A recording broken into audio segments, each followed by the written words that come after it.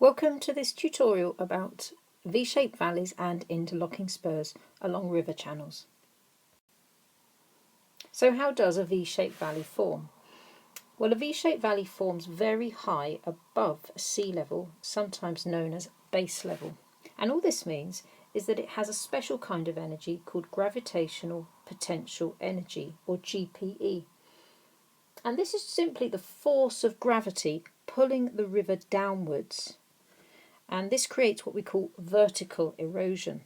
And vertical erosion will simply make the river erode deeper and downwards into the valley.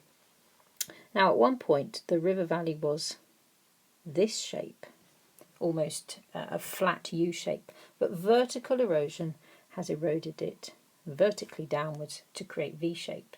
But there's something else going on here. In this photograph, you'll see lots of boulders in the river. And these boulders have come from the valley sides, known as scree. It's just material weathered from the valley sides. And these boulders scrape against the riverbed.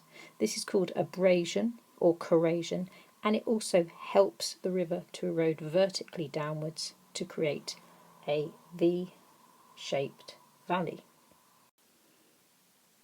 So moving on now to V-shaped valleys with interlocking spurs. These are simply hillsides which interlock with one another, and the winding river which would flow down the valley here has to wind around these hillsides, and basically these hillsides have more resistant geology, a harder geology, and because remember the river is eroding downwards, it finds it very difficult to laterally or horizontally erode the hillsides, so it's forced to go around them, creating this lovely picturesque view of interlocking spurs of a harder geology.